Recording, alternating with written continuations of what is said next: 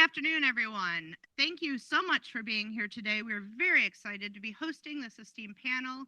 My name is Julie Stark. I'm from NSWC Carteret, and I'm also with the NavalX Mid-Atlantic Tech Bridge. There are many other Tech Bridge folks here, and we look forward to talking with you afterwards at the networking event. So a little bit of logistics for folks online. We have many folks dialed in, which is very exciting.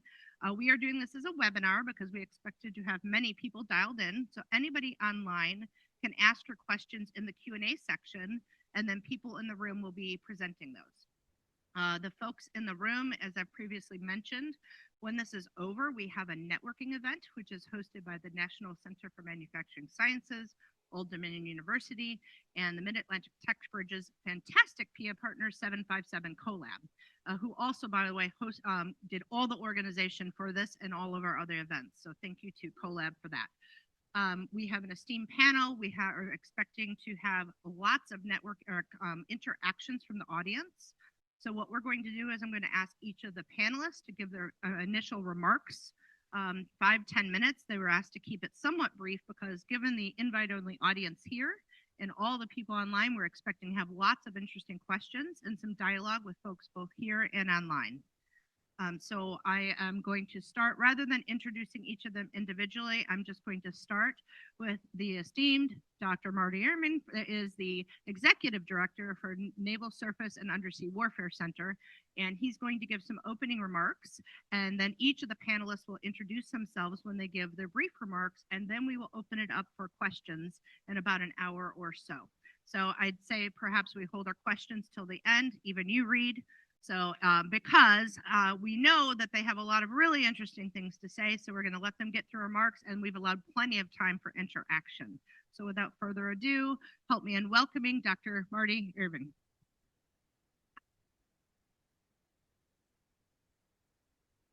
Thank you, Julie. Is this thing on? You guys are hearing me okay? Great, thank you. And thank you for the invitation with all the partners here with the Mid-Atlantic Tech Bridge and 757 Collab. Excuse me, it's a really great opportunity for us to be here and a really great panel. I've got some deep roots in 757. I actually worked at two of the organizations over here, both at NSWC Dog and DAMNAC activity, as well as NSWC Combatant Craft. And now I serve as the Executive Director for the Naval Surface Warfare and Undersea Warfare Centers.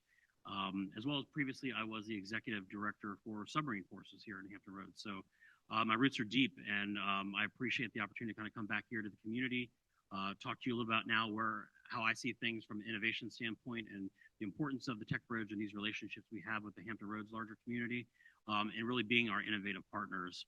And my views kind of changed. So from as I've moved through different positions in my career, innovation means different things at where I am now at this point. And as we all work within the government confines on there, I've really learned that embracing the constraints is really a key strategy as an organization. We oftentimes want to fight the bureaucracy, and that's wasted calories and energy really to innovate. So really want to take that strategy of how we can innovate within what we have today.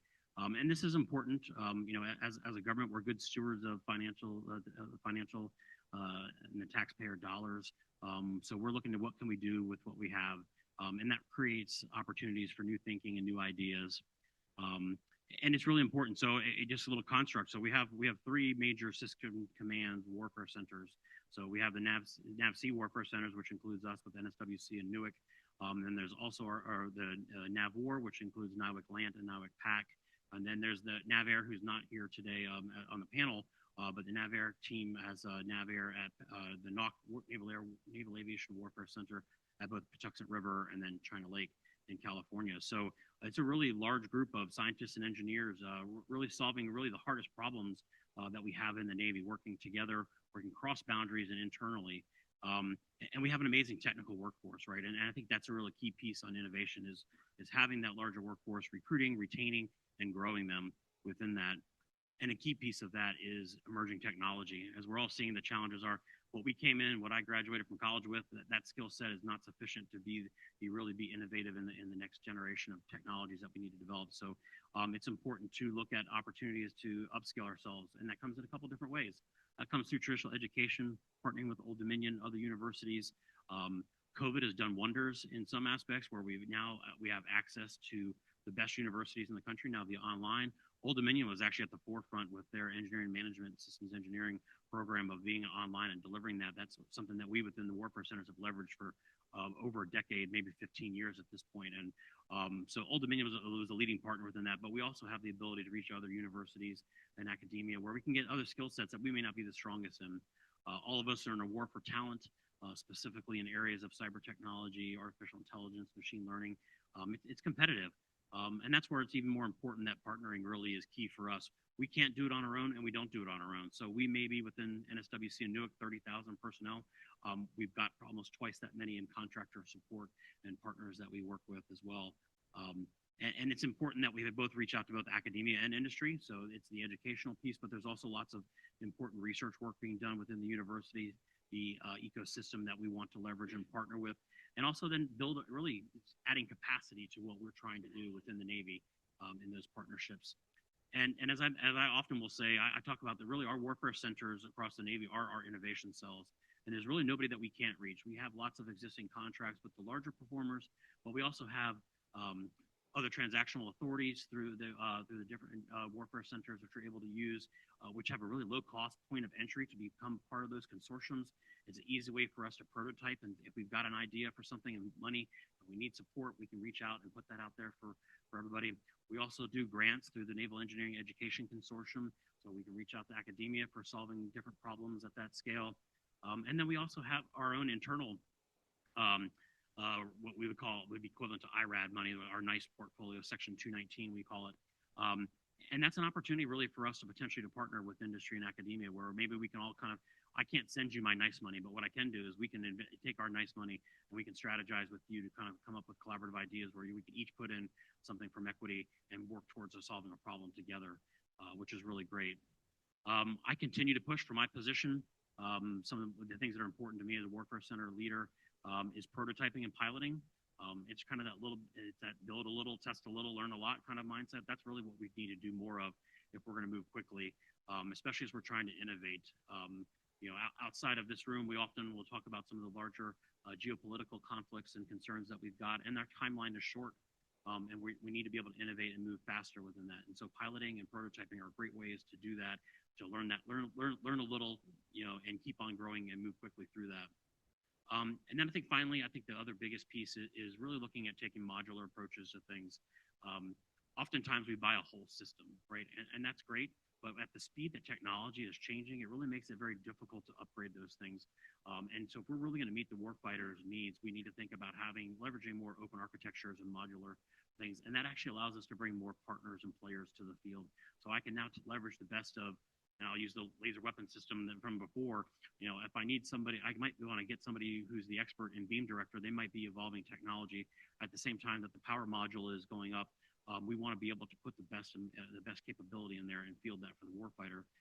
If we get locked down to a whole system on there versus taking more modular open architecture approach, that really hampers our ability to move and innovate at speed. The other one is continue to go digital. I think everybody has embraced digital engineering at this point. That's right, I agree. Hopefully, that also allows more people to play together, right? So when we're using common systems, standards, software, that allows other people to kind of plug in easily, and again, bring in our best athletes to the game that we're all playing.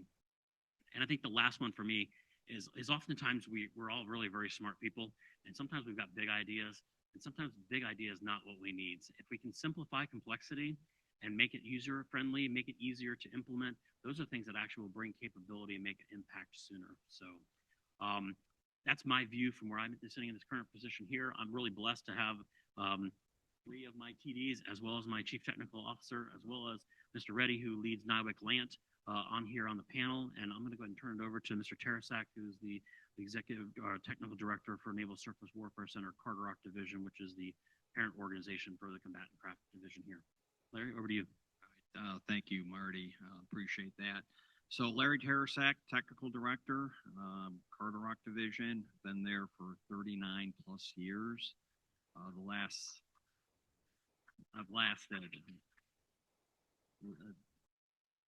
the last 5.5 years as the SES of the organization. So when Julie had called me and said, "Hey, Larry, there's an opportunity for you to sit on the technology innovation panel down here," I was all in. Since day one, as as the technical director, I have focused on innovation, workforce, and technical excellence. So excited to be down here to talk innovation. I'll give a couple of examples of the importance of innovation at Carderock Division. I'm going to say 5-6 years ago, we had a local TV station come out to Carderock, heard about our David Taylor Model Basin, one of the key facilities that's available for ship design. And during the interview, I was the deputy technical director, so the comment was focused to then Tim Arcano, the technical director. Comment was made, hey, you've been talking about Admiral Taylor setting up the David Taylor Model Basin, experimental model basin at the Washington Navy Yard 100 years ago. In 1938, a new model basin was built at Carderock. So you've been testing there for 80 plus years. So what's the innovation? You run models through water. You know, you've been doing that for 80 years. What's the big deal with that? And it's really not so much running the models through water, but the innovation there is how we acquire the data. Higher precision sensors, detailed flow measurements like PIV, details of model building, high rate of data acquisition systems, and the fact that we can now acquire the data, analyze it, and make changes to the next day runs, get the results in a much shorter time frame and turnaround. So even though there's not a lot of innovation in how we run the models through the water, it's that acquisition and understanding of the data coming off the models. So where is the future innovation? So we're just starting to explore using additive manufacturing and how we build our models. So I think in the next 3 to 5 years, I think we're going to see how can we use additive manufacturing to build these models, how we can embed sensors, how we can acquire data in an even more meaningful and productive way. So again, Carderock Division, David Taylor Model Basin, just continue to put innovation for how we do model testing. Earlier today, I was meeting with speaking, or I think Julie, it was you, with the Naval Postgraduate School, the gentleman there.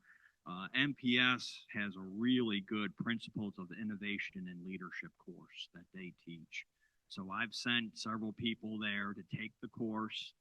We're now at the point where we're doing a train the trainer. So take the course, bring it back to Carderock, and that way we can go and teach that to an ever-expanding workforce. Great course. Again, innovation doesn't just happen. It happens in lots of different ways.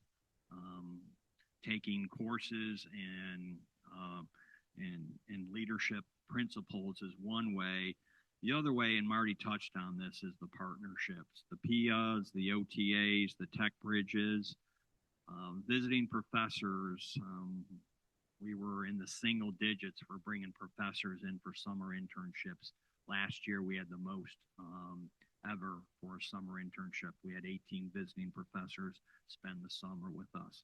That collaboration is key, really important. Can't do innovation sitting in your office by yourself. It just collaboration spurs innovation. So look forward to the panel here. Look forward to the questions, and I'll turn it over to Nigel. Thank you, Larry. So for me, when I think about innovation, it starts with setting that culture and leadership. And what I like to think of first is that we are all humans, and humans are remarkably innovative, right? We discovered fire, right? We built an atomic bomb, right? We've landed on the moon.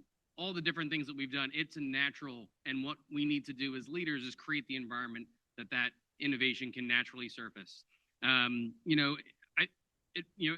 in Philadelphia, I first led with trying to inspire, using time or perhaps the lack of time as a motivator, right? That urgency in transitioning S&T to the warfighter, that requires innovation, not just technically, but in your business process and how you execute.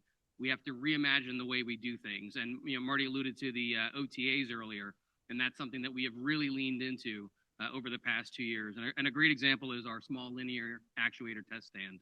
It's one that we collaborated with industry on the OTA, so talking about collaboration. We awarded the project in June of 22, and the stand was delivered in 2023, ahead of schedule, 28 days ahead of schedule. That close collaboration with the vendor, both from the statement of need and concept development, all through the fabrication, is really what drove us to have a delivered, usable, functional product in less than 12 months. The other piece that's very important about that, Marty alluded to earlier, was open source architecture. We can rapidly transition that test stand to test actuators from 0 to 5,000 PSI in multiple ship configurations just by loading different software sets onto that platform. So it's really a way that then demonstrates that it is possible, and then those, being able to start to tell those stories over and over continues to drive and inspire the workforce. Hey, I think I can do this too. So we're really starting with a culture when we look at OTAs, starting with the culture of why not? If we're going to do a prototype, why not consider that first? Maybe we'll end up, determining that a traditional FAR-based contract is the way to go. But let's start with why not? We're also, looking to improve the speed and efficiency of our operations on the waterfront. Innovation, we traditionally think of it as S&T, R&D. Let's be innovative and drive new technologies. But let's also reimagine the way that we execute sustainment and how we support the fleet. How can we look at those waterfront technologies and operations and improve those? And to that end, what we've done is collaborated with the RMCs. We have regular engagements with them. We actually just had one last week in Philadelphia, 2 weeks ago in Philadelphia. And that's to really get the best from each side, the RMC side, the ISEA side, and determine how can we do things better. It's really about reimagining the process and having, again, that safe environment that leaders have people's backs that will allow them the space to reimagine the way we do things and allow them to fail in a safe environment. For me, innovation is really just an entire continuum, remembering the person first, removing barriers, improving processes, and reimagining the way we do things. And tied in with things like Larry mentioned, with formal training and modeling, that's how we really get after it. And so to me, a lot of innovation is not that we can't do it, it's that we have too many things in the way, right? And so as leaders, to remove those barriers and reimagine and challenge, right? Just throw out a North Star, throw out a challenge, and quite often you will see that people will respond to meet that challenge. And lastly, back on the human front of things, it's really important, and as Larry and Marty mentioned, collaboration. Building those relationships. So the tech bridges are very important to us. Our Liberty Tech Bridge was signed out with NavAir. We are using that forum to connect with others across the tech bridges and across the nation, across the pond as well. I think we have some London Tech Bridge people here. So those relationships are what make things possible. The cadre of us executives, we meet 3 times a year in the Naval Research and Development Enterprise. We just actually laid some founding blocks of our next strategic plan just last week at MPS. And that gets to setting that tone from the top, right? And the relationships built in those meetings, having those regular engagements, I know that I can call up the executive director for NOC TSD and partner on something with training systems in NavAir, or I can, closer to home, NavAir Lakehurst, and call that executive director and partner on things like electromechanical actuators on carriers that help interface with Joint Strike Fighter F-35. So building those relationships makes it easier to pick up the phone, send that email, and then naturally bringing those teams together, collaboration will sprout. So over to Dale. All right, thanks, Nigel. Good afternoon. It's an honor and privilege to be with you today. I'm Dale Sisson. I have the good fortune of leading the Naval Surface Warfare Center Dahlgren Division, which has our primary site in Dahlgren, Virginia, but also makes us a partner here in this tech bridge, and we're excited for that. The dam neck activity on the waterfront at Oceana is a key part of our division within the Dahlgren division for sure. I'm going to demonstrate the most innovation here today because I have no notes, no questions in front of me, so we're going to figure out what you're going to get all at the same time. Hey, I go to enough of them where it's just keep rolling with it. So I'm going to talk a little bit about thoughts on innovation, and then I want to talk about our workforce, our products, and our partnerships, and how that trends. So the concept of innovation is an interesting one, right? We throw it around all the time, and we just tell somebody, hey, go innovate. Well, there's a lot of things that go into that other than just cranking out a new product. And I told this story, and I'm going to talk about another event we have going on about 3 blocks away with all of our technical executives across our warfare centers this week. But I told this story. I completed a class at Harvard a few years ago on leading product innovation. Great course. I got one takeaway for that week. Navy spent a whole lot of money for me to go to this course. I have one real takeaway.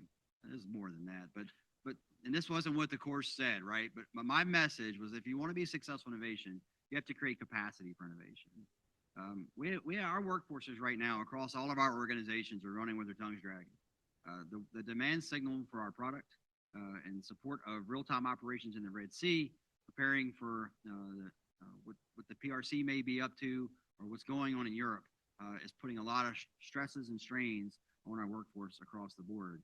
So if we want to innovate in that space, we have to create that expansion joint, create that opportunity for folks to be able to maybe pull back from what they're doing each and every day to think in an innovative way. So you have to build in that capacity. So I'll try to talk a little bit about how we're trying to get after that with our workforce, our products, and our partnerships for sure. So on the workforce front, I could go on and on about that. Our Dahlgren division is 5,000, commonly referred to as the Navy's favorite warfare center, I think, at least in my office. You're in my top 10 favorite. Yeah, I figured that. I usually introduce myself as Marty's favorite technical director, and I keep going down in favoritism with each time I do that. Probably, Marty and I did think we were the eye candy. That's why we were put in the middle up here today. But with respect to the workforce, having a large workforce and oriented towards an innovative space is challenging in many ways. There's the significant investment in workforce development. It requires a lot of resources. So within the Dahlgren division alone, invest about $4.5 million a year in academic education for our workforce. So we drive our teams to continue to build their toolbox and have those credentials that are made up of academic education, experiential learning, or personal development, leadership training, those kind of things, all contribute to the space of being able to be an innovative environment. It's without refreshing your mindset, one's own mindset, it's really difficult to expect the organization as a whole to be in an innovative space. So I mentioned the event that we have going on just down the street. We have 77 or so of our senior scientific and technical managers, really from across SysComs. Most of them are from our NAVC warfare centers. We also have some of our good friends from Pete's center at Mclant for sure, the Knox as well. And so we're giving them the executive training that we receive as members of the senior executive service to elevate their game in innovation space. Given that week to pause and collaborate and think together about the tough, challenging problems we have going on in the Navy right now. So again, 77 of our top technical minds, 3 blocks away in the Hilton, they're getting after it right now in a strategic thinking course. So in making that investment in the workforce at all levels is incredibly important. Larry talked about the internships. I have a program that we're calling 360 intern program, and we're working on the labeling. That I had something on my board. Michael was going to point out what it was and lost the bubble on it. Trying to keep 360 interns in the process at all times. We hired 200 last summer alone to continue to bring in that pipeline. Out of my 5,000 government civilian employees, 4,200 of them are in science and engineering fields. But we have innovation outside of that science and engineering space as well, in the business space, equally important in how we go forward. One of my challenges in the innovation business is the portfolio is so large. We do everything from the fire control software for submarine-launched ballistic missiles to special operation platforms and novel tools there, traditional naval guns, Aegis combat system, radars and sensors, E-cubed, could go on and on, directed energy. And all that translates to trying to neck that down and what spaces are you going to focus on to innovate in. So we have 3 strategic thrusts in advancing the mission in hypersonics, hardcore getting after that, intelligent automation, so really the baking in the AI, ML, and automation into our decision-making system. So allowing a combat system to operate at the pace of battle. We know that with the threat scenarios that we face, you can track just what went on in the Middle East here within the last couple of weeks. In the open source, Iran fired 300 and some drones and missiles towards Israel. Right, they were all countered in some way, shape, or form. Imagine putting that in a much more tighter space if it's just in the Red Sea. And we've got to give our warfighters the tools to make sure that they have no fear in the fight. And that's what we're really working to get after. So the product side is very broad, but it feeds where we have to go from an innovation standpoint. And then just a couple of examples for you. In that Red Sea element, we're having a lot of innovation in space right now in terms of how do we quickly get data off ships? How do we quickly analyze the scenarios that our ships may have faced? Because if you're not tracking, our ships are under fire most nights in the Red Sea right now. For whatever reason, the media doesn't think that's important. I mean, we have media here today. I apologize to you, but you ain't covered it. It's not in the news every day. Okay, well, it certainly is for our workforce and our teams across the warfare centers. We're innovating that space tremendously and getting data off ships, making corrections to our combat systems, our weapon systems, and getting them back in the fight. Within that comes the challenge of balancing the long-term and the short-term innovation, right? We're able to do short-term innovation because we've invested in long-term invention. We have to continue to invest in that long-term. That will be a strong challenge, I think, for us, all of us, over the next 2, 3, 4, 5 years. We've got some very tight short-term windows that we know we have to pay attention to get products out the door. At the same time, we're leveraging work we did 25 years ago that allows us to be quick today. So we can't take our eye off the long-term prize as well. And the last one is partnerships. I'll just touch real quickly on our innovation challenges within the Dahlgren Division. We have innovation challenges that start at 6th grade and then culminate with an industry innovation challenge where we offer real prize money for companies to come in and solve tough challenges with us. We partnered with POIWS last year on an automation effort there. Was incredibly important. Had a lead behind product. Also was a $250,000 prize for the winning company, right? So we're putting some skin in the game to make this real. We have an innovation challenge for colleges and universities. I think we had 13, 15 schools last year. Carnegie Mellon won 1st place, Virginia Tech won 2nd place, and William & Mary was 3rd. So this region, Commonwealth Virginia, was well represented at that as well. So getting after that, and we just started up an innovation challenge within our own workforce. We have a rotational scheme for all of our new scientists and engineers to come aboard. We took one of those rotations out to insert an innovation challenge where we stick them in our innovation lab. We have a physical lab called the iLab. It's got ice cream sandwiches and all kind of cool stuff in there. So it seems very much ungovernment. Cool colors on the wall, that kind of thing. We spent a whole lot of effort making it not look like a government space. Doing really great things in there and running our new hires through that same innovation challenge. So from 6th grade to working professionals and everything in between, we're heavily focused on fostering innovation each and every day.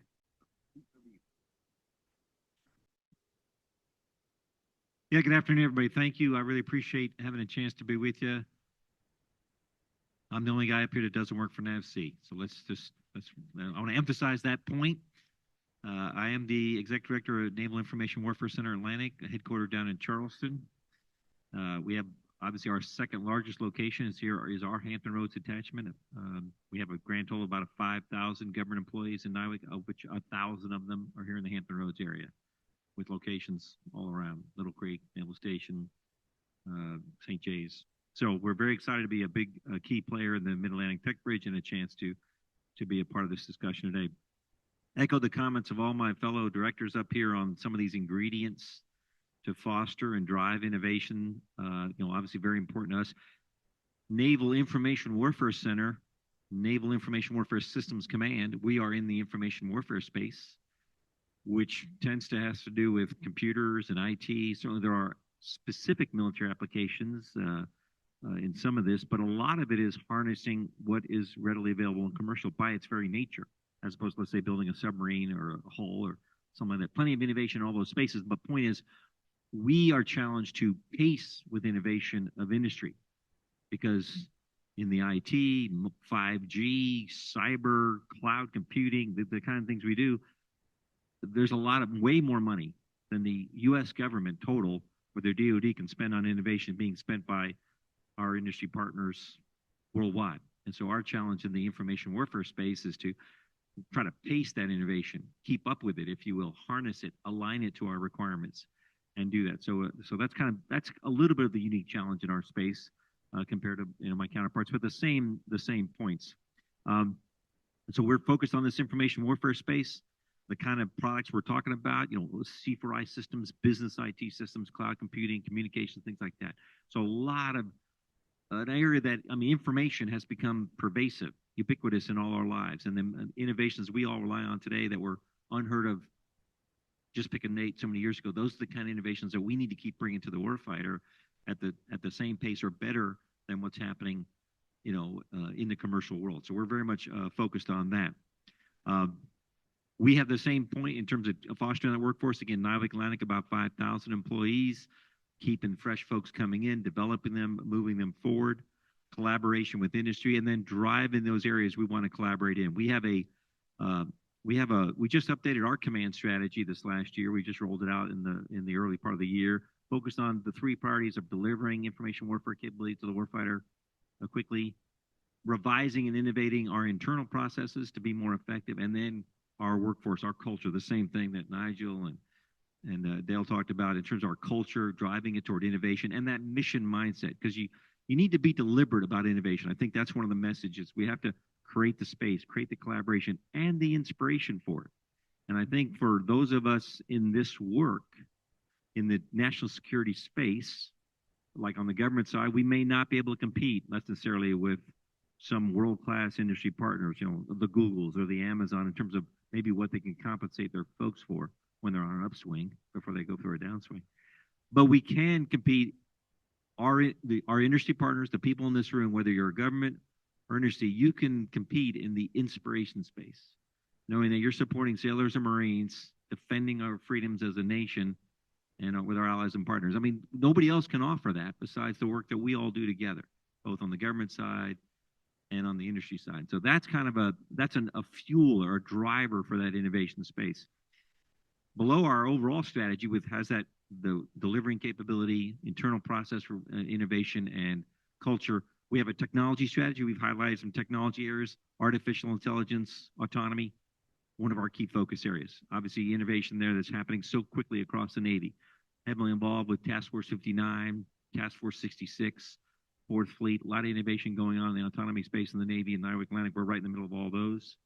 Cloud computing, big, where all the warfare centers, all the systems are trying to leverage, obviously, modern computing architectures.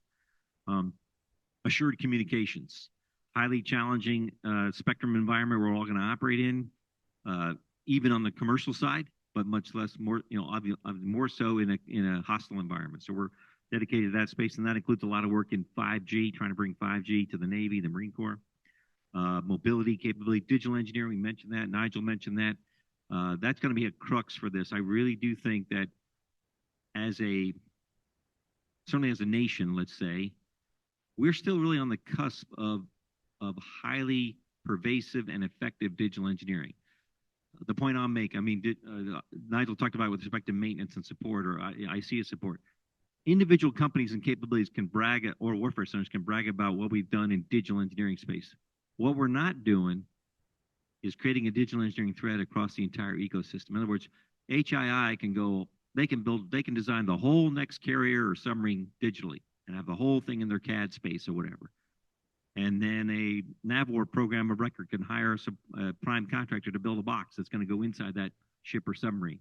And they can do it completely digital and have all this modeling and all that. And then we can hire an AIT or somebody to help put it on the thing. The problem right now is each one of those people are operating their own digital ecosystem. And when the data gets handed off across the next barrier in the life cycle, it gets way dumbed down and we reel that back up. And there's a lot of real barriers to that. Barriers like, intellectual property, interoperability of the systems, common use of tools. But I think that's an area for digitalization, for innovation we have to work on. DevSecOps, modern software delivery, and cyber. Those are kind of our technology focus areas, things we're focused on. We're also dabbling now in quantum information science is an area that as a warfare center we're starting getting into as well. And we previously had as one of our technology focus areas what we called on-demand manufacturing, being both additive and subtractive, but in a rapid fashion. We call that graduated because we don't build a lot of big metal boxes per se. So we pulled it off the technology focus area list, but we still are innovating in that space as well.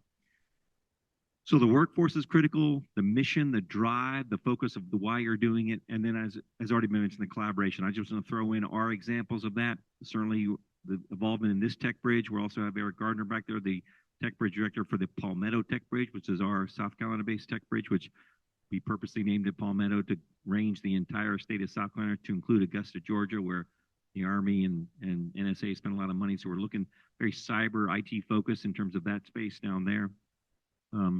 Engaging with all the other warfare centers, with MPS, with academia, very much leaning into HBCUs and minority serving institutions, both here in the Hampton Roads area as well as across South Carolina, to seek a wider range of where we can recruit and develop our workforce from, because that's where these innovative ideas are going to come from. And then how we engage with industry. We have a term in land that we call it acquisition stacking. We're trying to train our teams and programs we support to be thinking about this. Early a prize challenge, or it might start as an internal NICE project, which is not even an acquisition, but then we might do a very small, we've done a lot of prize challenges, low dollar amount, low barrier of entry for industry, but a little bit of love for the winner, but it creates that awareness and that piece. Then we might move it to the other transaction authority. We are the executive agent for the Information Warfare Research Project. IWRP is the OT consortium that we operate for the Navy.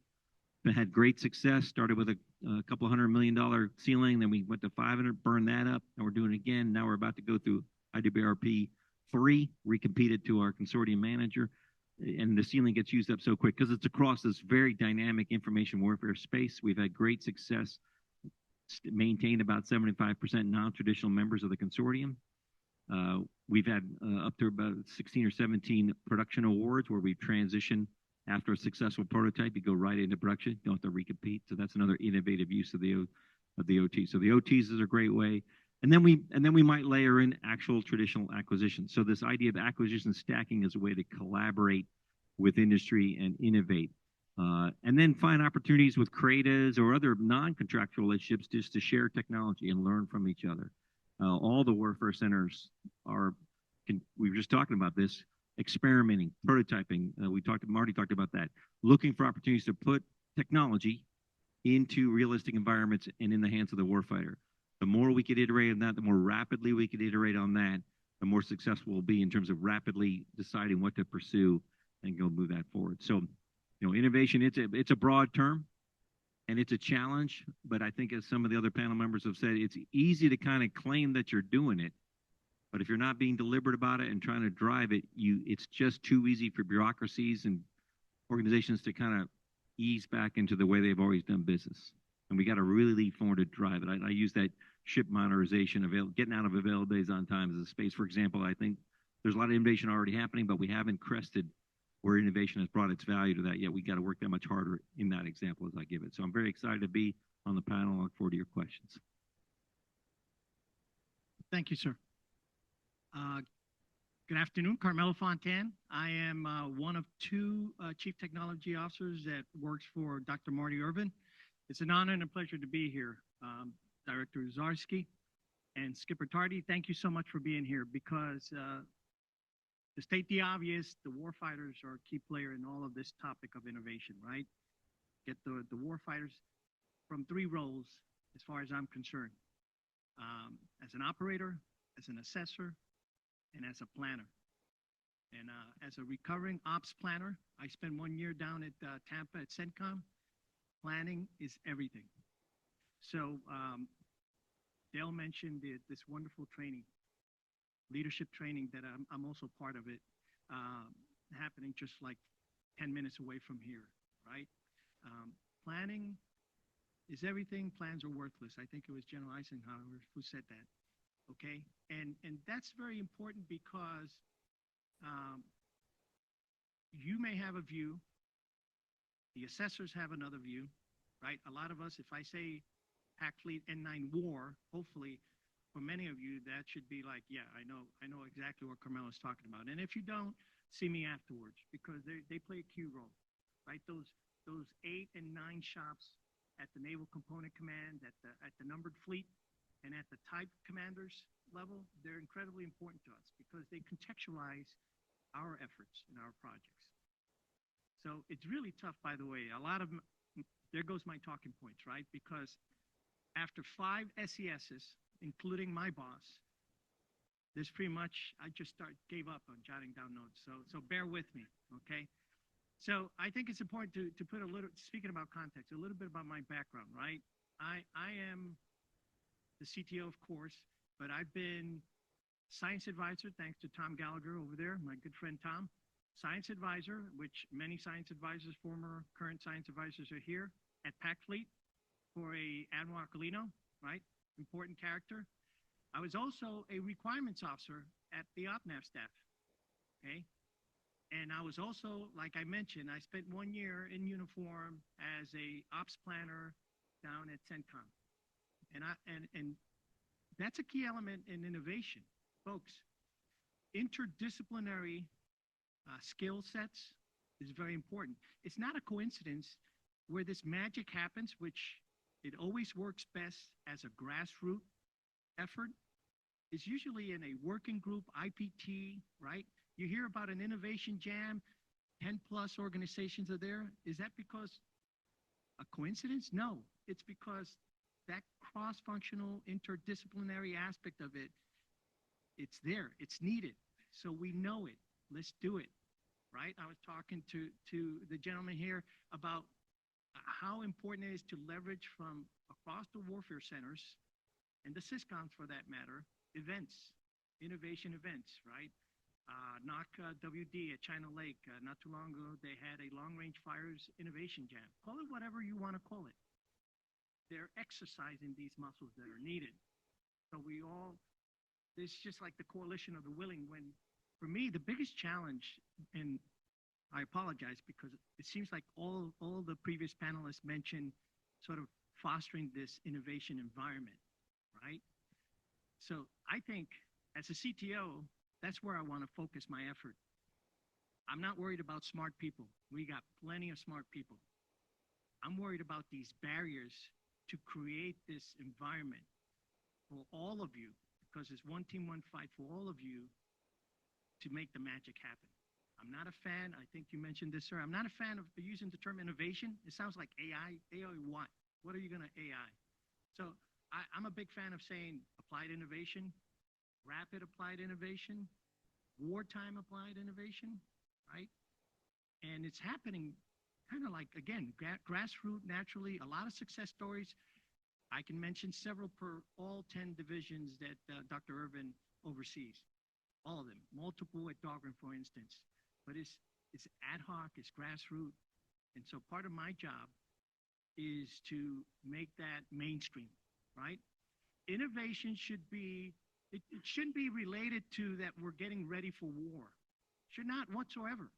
We should innovate, which is add value to, name it, right? A process, mechanism, a technology-enabled capability, right? You add value, right? Add utility, add relevancy, you name it. It's a positive thing. We ought to do it all the time. But what keeps me up at night is that we're not organized, and you hear me saying this over and over and over. We need to get organized. Just in Dr. Irvin's organization, 30,000, about 30,000 of us, a lot of folks. We can't be exchanging business cards the day of it hitting the fan. So I encourage, I love what the tech bridges do. These events are very helpful, right? I got my work cut out. I was looking around, and I probably know like 40% of you folks. So I look forward to chatting with you afterwards if I haven't personally met you, because when it hits the fan, if we do this right, all you're asking me is for money and maybe to remove some barriers here and there, right? If you remember the U.S. Army Rapid Equipping Force, sort of a good story. it was a grassroots level. They would put out a 10-liner on the in the appropriate net. And people, I was at Dahlgren back then. I was on the lookout, and I had my team, the Coalition of the Willing. It was sort of a cross-functional team, a lot of diverse background. And we would, within days, we would come up with a proposal, that minimum viable solution, and we would execute from there. And within 6 months, we had operational prototypes in theater. We've done this before, but we don't want to, let this happen naturally again. So it's for me, innovation, this innovation environment, us as leaders, we need to create that environment, and you as innovators, as the doers, you got to hold us to account. You got to tell us what are those barriers. We have a darn good idea. They have mentioned success stories. Dr. Marty Irvin, for instance, he has already promulgated, and I want to make sure I get this right, his 3 strategic vectors, his priorities, right? Improve our Navy's warfighting posture. That's obvious, important. Execute and innovate at speed. So if you know about the competing values framework, right? Some of you know the competing values framework. I submit to you that we're excellent at doing things right and doing things together, which is the left vertical half of that circle. And we've been told since 2021 that when we go to war, we got to like a hybrid engine switch and go to the right, meaning start doing things fast and coming up with solutions first and the competition, right? So it's incredibly important that you folks tell us how we get that done, and we take care of clearing those barriers, okay? So we've had tremendous speakers in this event that we're having with the SSTMs, and I think it was the Deputy Commander of Fleet Forces Command talk about, and perhaps Mr. Schwartz, the Executive Director, talked about thinking horizontally. Does that ring a bell? Thinking horizontally. And perfect, I'm tracking on that. Because in peacetime, right, our focus is doing things right and doing things together, so we tend to think vertically. That's fine. But when we must do things first and fast, we got to think horizontally. So I'm not here to say either or. I'm just saying that we need to become experts on both scenarios. We need to exercise thinking horizontally. Carmelo, what the heck does that look like? I have my opinion, share yours, right? Tell me, what do you think that looks like? Does that look like someone from your team needs to be embedded at Fleet Forces Command N8? Does that mean that you need unique authorities or delegated authorities from one of the SESs or one of the FOGOs? Does that mean you need more money or people? Help us. We can't start this thing by guessing. You'll have 30,000 guess, different versions, right? So it's important that you help us help you. Now, bear with me, okay? We talked about culture. Culture, culture, culture. It's everything about culture. Culture eats strategy for breakfast, maybe lunch, right? There's a debate here. But it's absolutely right. They mentioned it. So how do we foster this culture of innovation? Well, we mentioned that keep doing what you're doing. Keep doing these events. Keep doing more prototyping, more experimentations, more demonstrations, right? Do more workshops, tabletop exercises, right? If you know that the CNO put the navigation plan and there are these objectives, NIF objectives, well, there you go. There are 18 topics to talk about. And let's figure out how we're going to work this out. I personally, maybe I'm a pessimist, but I've walked the dog in my mind what would happen when it hits the fan, when war starts. Let's say war starts tonight. I got my own plans on how I'm going to divide and conquer, because we're going to be very busy, and this is not like the previous war, right? Certainly not like the previous war. And we're not, you heard him, leadership, your leadership here, we're not taking this by chance. We're saying, please, we're getting organized. We're executing. We're already delivering. We're to Cotter's 8 points, right? Quick wins. They have showcased some quick wins. I will talk about one or two before I pass the baton here. But I'm telling you, we need to get organized. And the tech bridges, it's part of it, right? All emergency are local. So I'm counting on the tech bridges, the tech bridge directors, co-directors to be part of, like, here's a wicked problem. Julie, we need your help. What say you? And they turn it around, right? One team, one fight. Now, she's suddenly going to say, hey, but I don't even know where to meet. What kind of comms? So let's start that dialogue so then we can start identifying the yellows and the reds on our capacities and capabilities to get the job done. So I want to highlight one last thing. On our side, we have what we call mega projects. With our NICE funds, we execute these cross divisions, multiple divisions, operationally relevant, technology, prototype experimentation demonstration, usually up to the technology demonstration. We're trying to cheat and trying to get some kind of utility assessment, but it's all funding permitting. And Dr. Irvin challenged the entire enterprise with every year he puts guidance and intent on how to use these, where to put the funds, these internal investments. So the challenge for FY25 is to not only allocate, put the money where you're saying you're going to, because it's easy to align. I can align to anything and everything. But now the challenge to the enterprise is allocate your money, put the money where you say it's important, and then accelerate. So what we're doing with these mega projects is, as we're going through the sausage making, as we're going through the evaluations, we're challenging all the PIs to go faster, right? We're saying, they're telling us 2 years. I say, why not 18 months? And we're going through the exercise of exposing these known unknowns and let war take care of the unknown unknowns, right? So there's a lot of talent at the SSTMs, at the senior ND, high grades. So we're challenging these wonderful innovators to get going, start thinking. And they're responding wonderfully. And they're surprising us sometimes with these barriers that we weren't aware of. So it's a wonderful thing. Okay, planning is everything. I appreciate, Julie, again, the invitation. To the two captains, thank you for being here, and thank you so much. I look forward to the conversation and the questions. Thank you, Camarlo. Let's transition from those final remarks where you're talking about a challenge, because that is something that Mr. Reddy touched on too, with having each government agency needing to optimize their efforts to keep up with the pace of industry.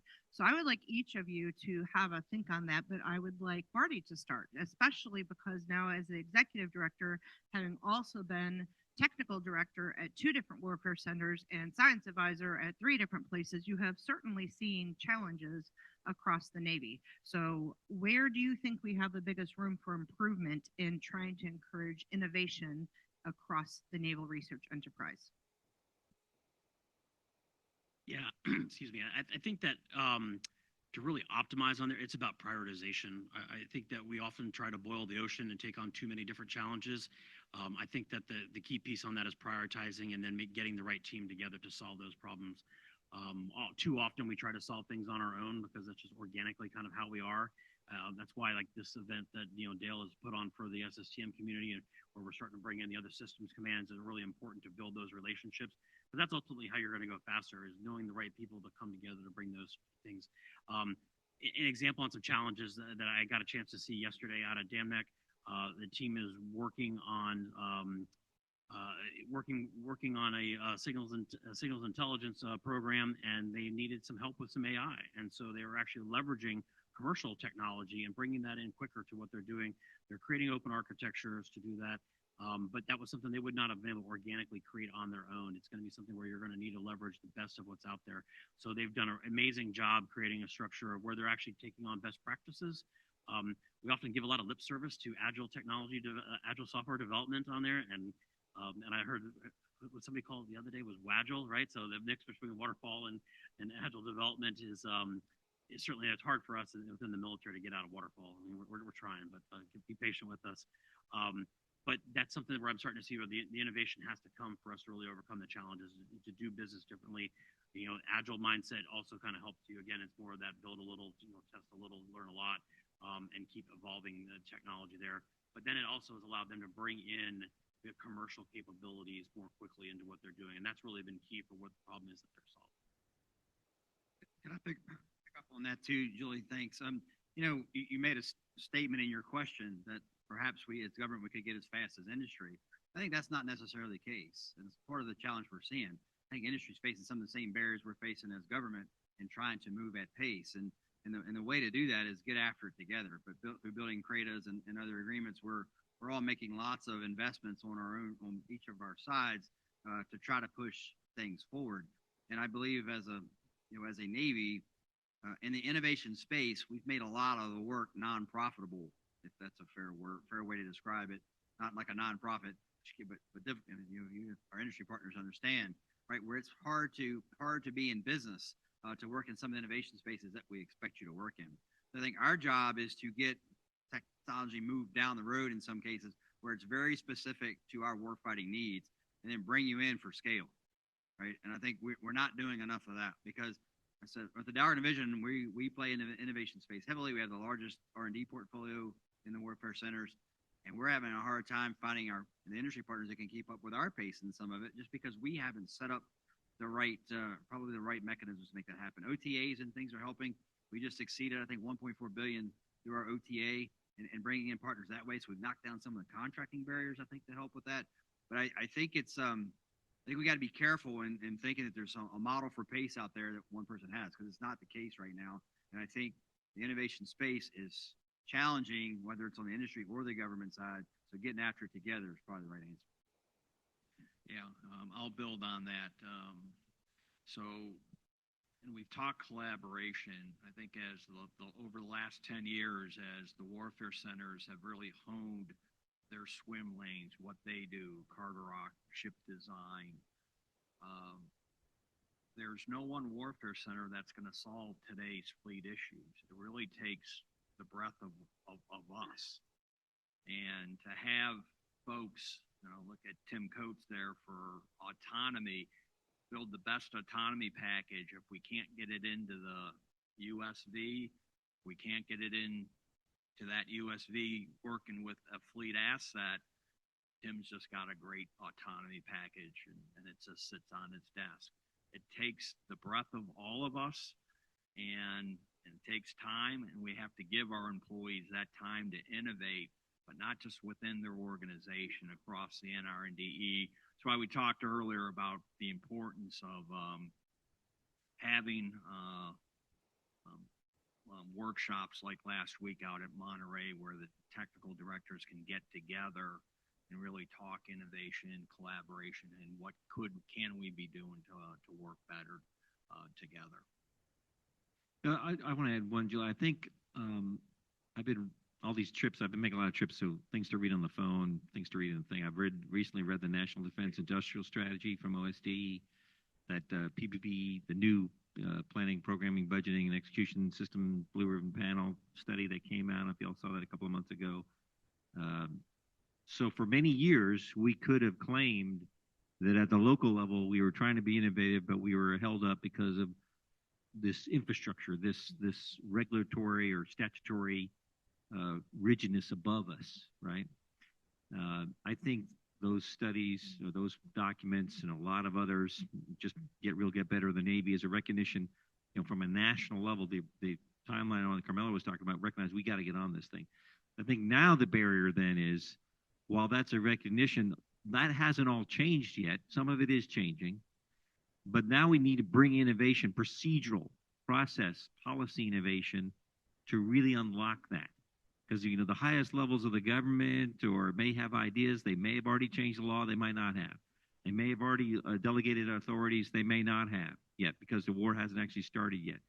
But I think we're all called at the lowest working level within a warfare center, at an industry lab, an industry innovators, in two guys in a garage type of scenario, to continue to drive technology innovation, but feel empowered and actually lean into challenging the policy barriers that exist. I'm suggesting that the environment writ large is much more conducive to being successful in the policy innovation space than it might have been just a few years ago.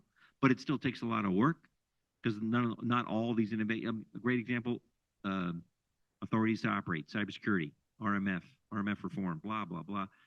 Okay, and they've had 4 or 5 blue ribbon panels on that. The point is, we just can't throw that out. The adversaries are coming after every one of our innovations. And if we start developing code on a wireless network with the back door open right here in Hampton Roads, one of these many PRC local bubbas with antennas on the roof is going to be sniffing everything out. So we can't throw away the value added that these policy provisions were put in place for. Cyber being that one. God forbid the POM process, and make sure we're spending the taxpayer dollars correctly, right?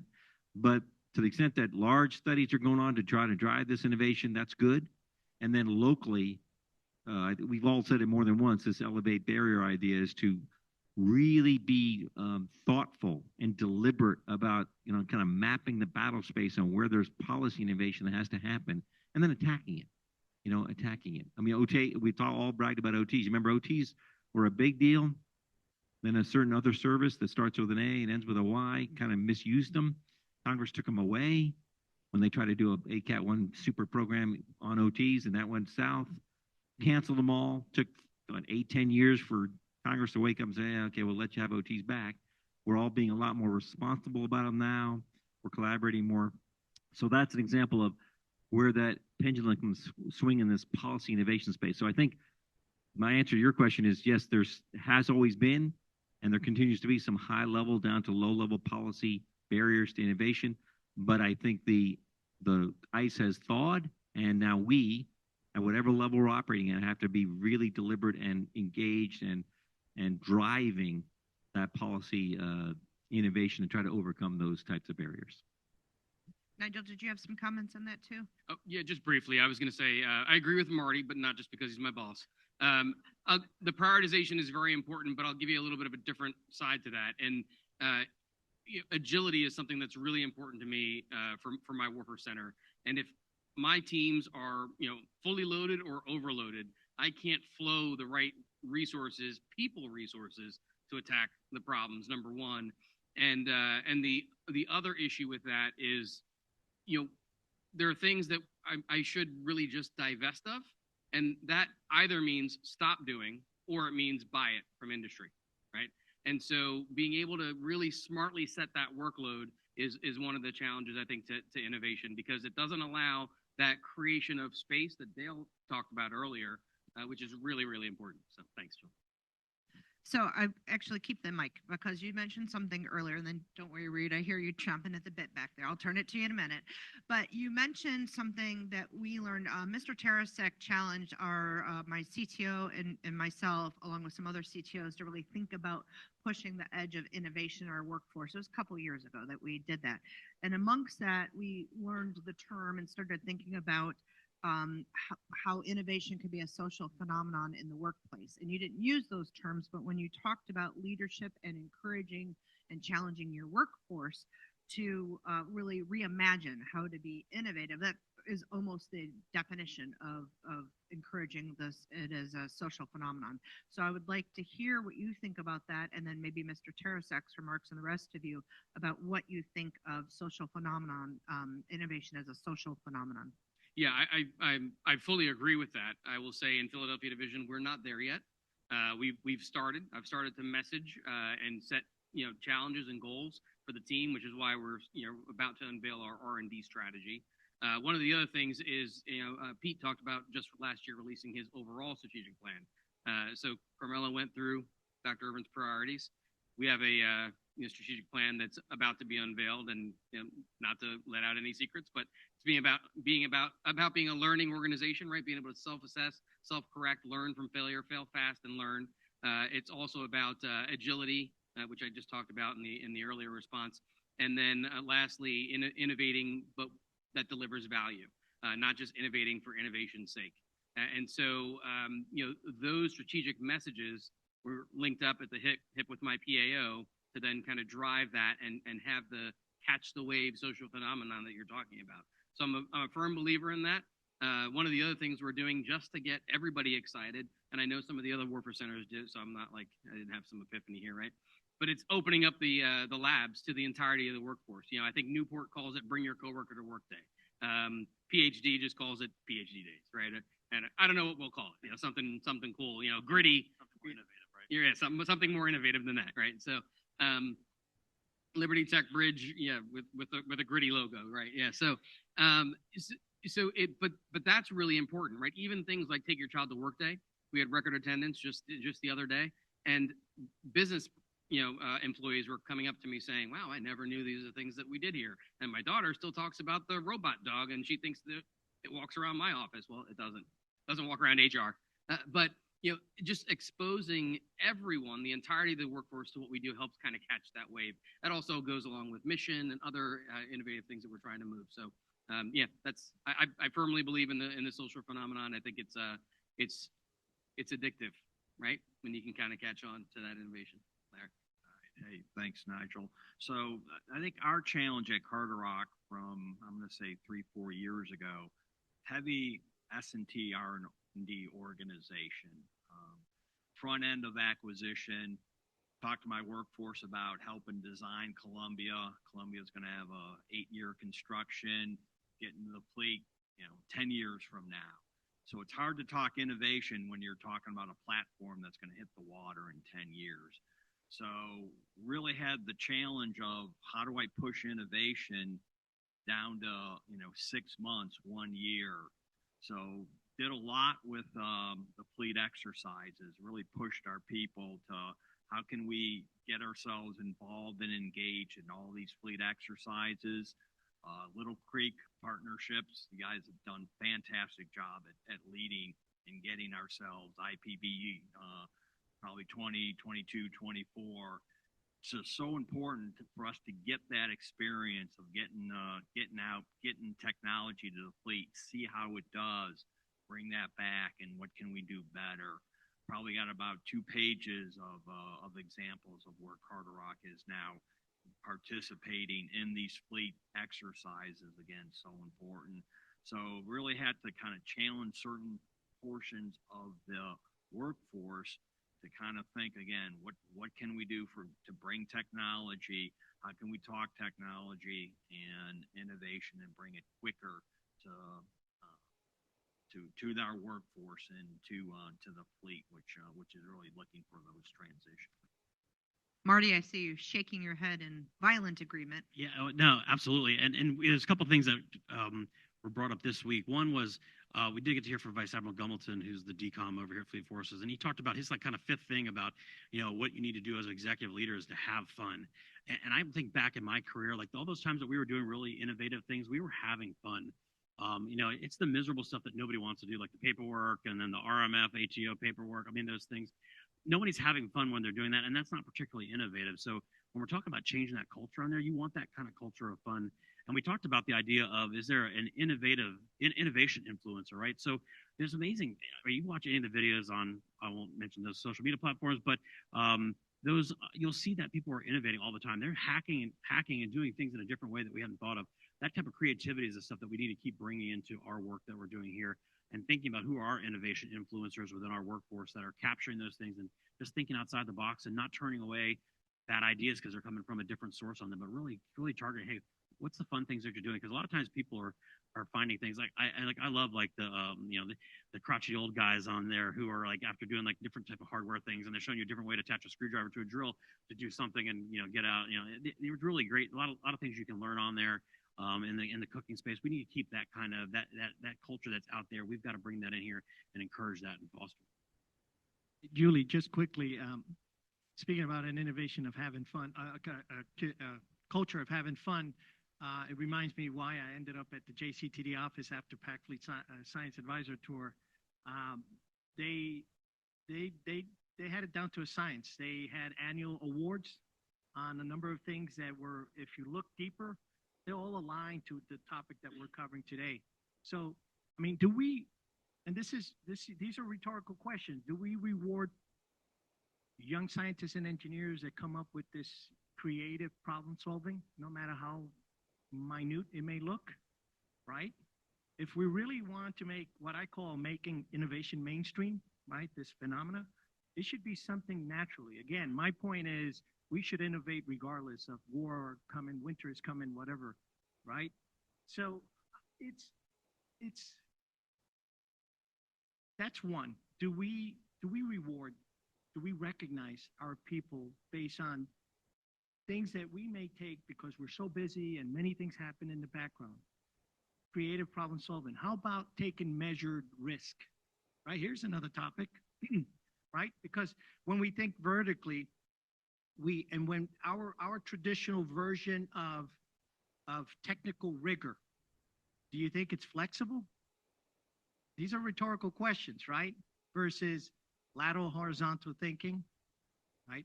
When we hired people, do we notice, if you are part of a hiring panel, have you ever noticed someone you're like, that's a horizontal thinker, right? That's someone who thinks out of the box, right? Now, people can change mindsets, that's fine. But we have to exercise those muscles. We have to create these opportunities. And I'm preaching to the choir. One last comment. The diffusion of innovations theory. Sounds familiar? Right? We want to implement this innovation thing.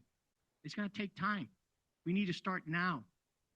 Because if you remember that natural curve, right, you got the innovators, which is just like several percents. You got the early adapters, the early majority, and then you got the other half. So for those of us who worry about planning, making this mainstream is going to take a while. And we ought to start like yesterday. Thank you.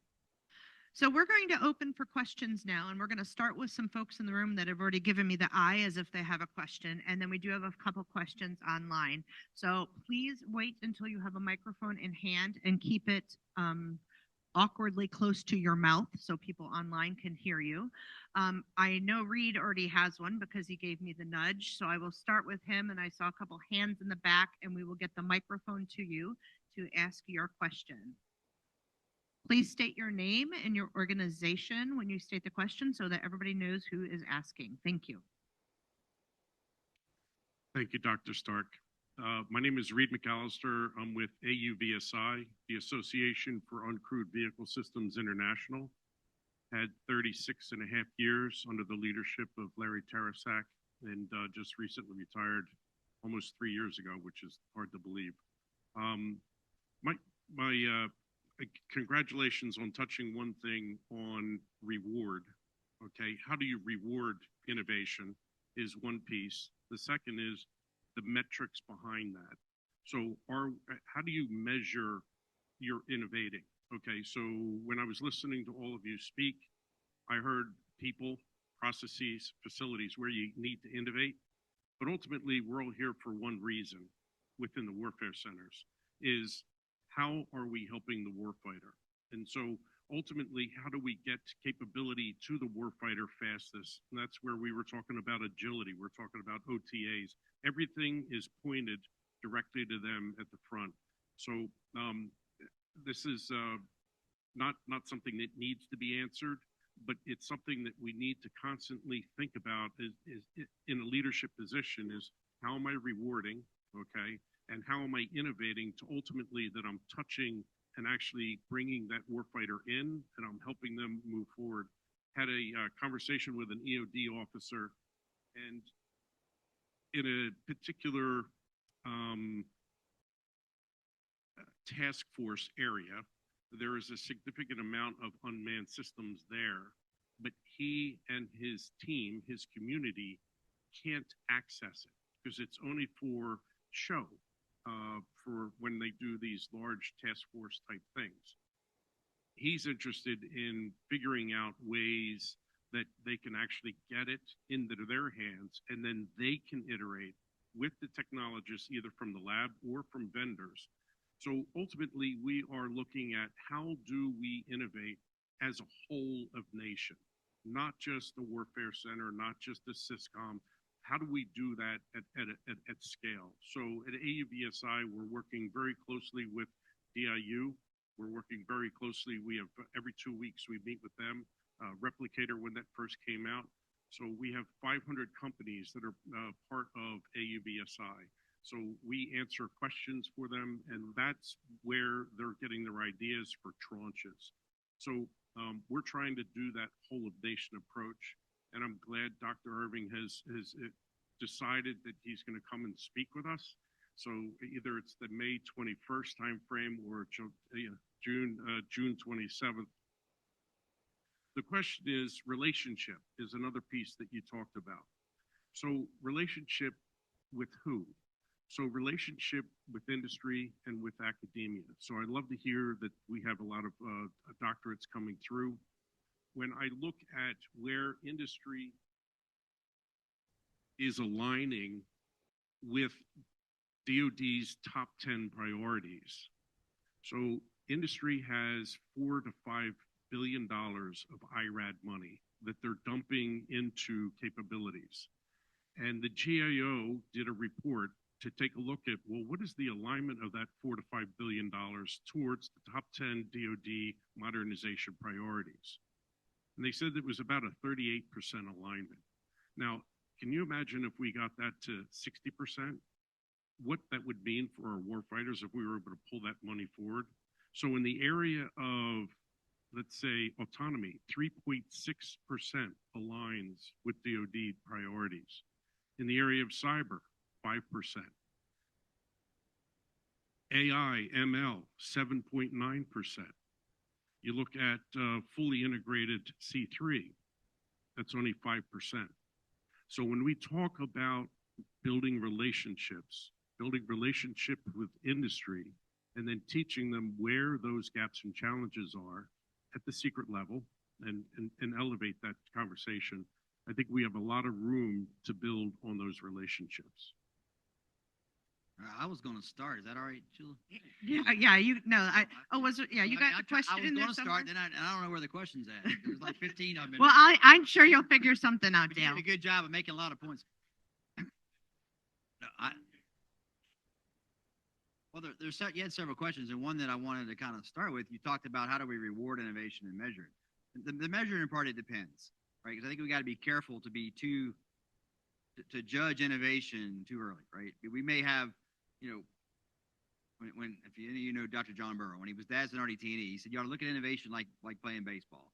If you're hitting more than about 350, you're probably not trying hard enough, right? And so some things that we're got to figure out how to fail at early so that you move on to the next thing. Some things you might have to toil at for a while to figure out how to have a long-term capability for sure. So I think for the measuring part, it depends. But for the reward part, in my experience, our biggest reward is to allow folks to apply their trade.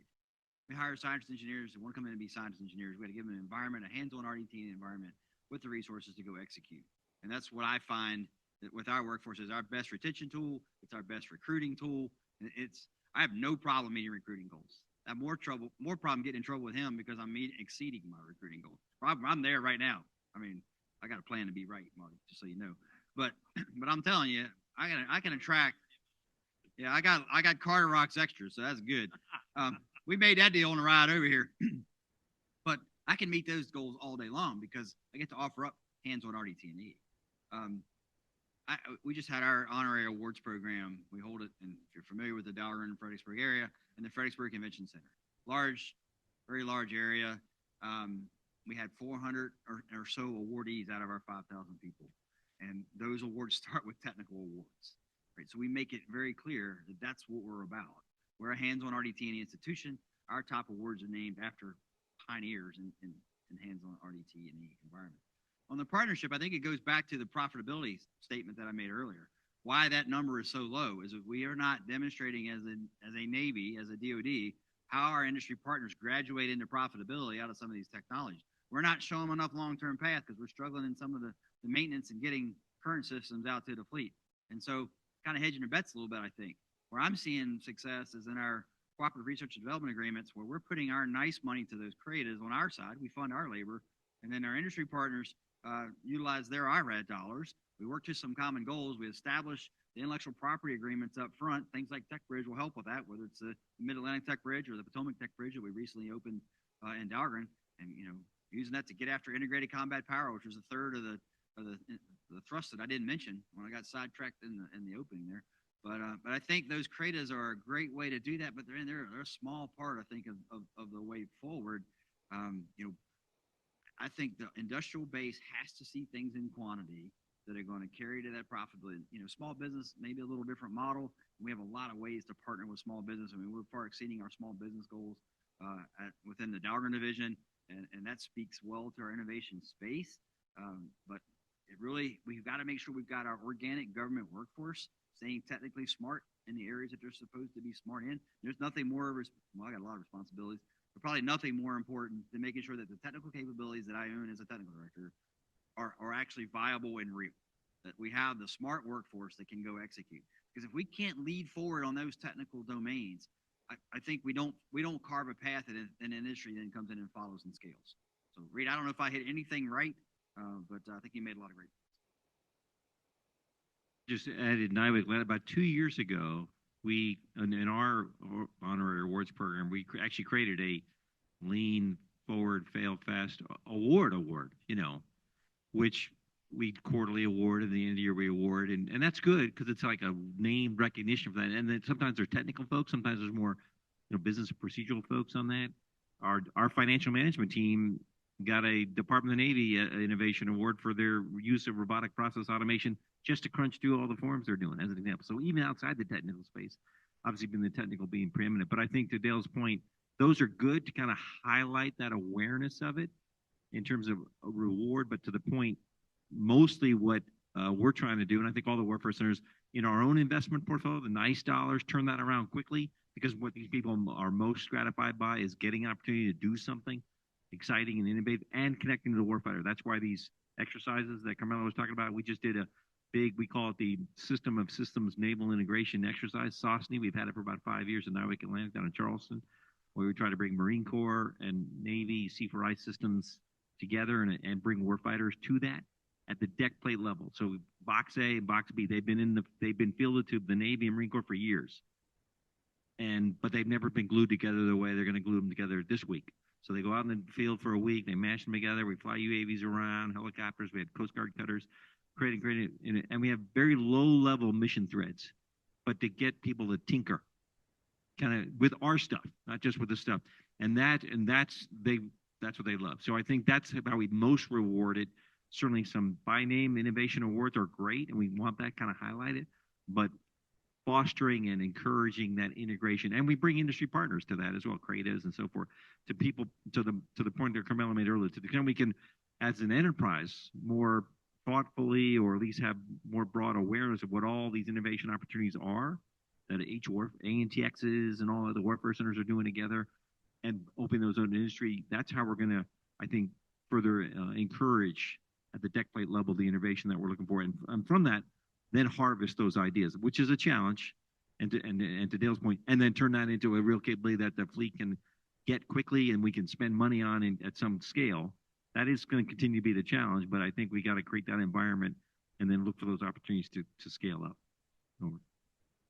I'll just add, Reed, this is like a decade-old problem, at least, well, it's longer than that, but 10 years ago when I worked for the aforementioned Dr. Johnny Burrow and DAS and RDT&E, Secretary Stackley, who was RDA at the time, had recognized that this was an issue, is that there was a large amount of IRAD that was being spent, and we really didn't know where it was going and what it was being spent on. I think GAO report has given a little more fidelity on that. But the challenging part was the alignment, and then back to what Dale's point about the profitability, there's an issue. I think that what I would encourage is, I think this is an opportunity for industry to come to us here through the tech bridges, through the warfare centers, to start asking some of those questions. Sometimes we're more accessible, right? We don't have an acquisition stake in this necessarily on here, but we are the technical workforce that's doing a lot of that other work, that's partnering with the program offices. We have insight to what they're thinking about and where the future is going on there, and we can help work with that and partner to shape those types of things. Whereas a program office from an acquisition sensitivity may not want to talk about that, may not feel comfortable that they're giving somebody a potentially advantage over the other. But using the CRADA, that gives us a level playing field, partner together to start working through some of those things. So that's what I would encourage, that it's not just us reaching out to industry, but industry reaching back out to us. And let me add quickly to that. I've always, my philosophy for years have been objective to outcome minded, right? So from my from my foxhole, what I try to do as far as is promoting this culture of innovation is to link it to outcomes, right? So this alignment, it's a little bit like iffy to on my side, candidly, Reed, because you can align anything to anything nowadays. We, on the other hand, our main focus is those warfighter wants and needs. And so we align our efforts first and foremost to that. And we try to align it all the way to the left, as far as to the left that makes sense, right? We also have critical technology areas that not only DoD, but the Navy tells us, hey, focus on those areas. So that's another desired outcome, to mature those critical technology areas. But alignments, I get your point, and we can always do better, but I'm more focused to those two points that I just gave you. Thank you.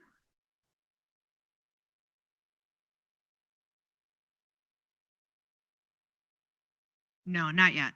I saw two hands when there was a lengthy question and perhaps the person forgot. So raise your hand, Aquan, and we'll get you the mic. Was that you, sir?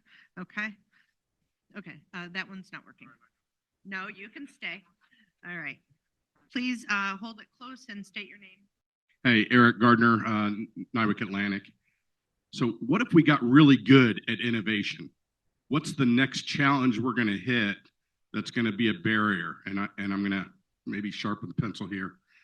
Are our orders properly resourced for capacity? If we achieve a capacity of doing CRADAs and our contracting officers of really accelerating OTAs, do they become the next choke point that we just haven't hit yet?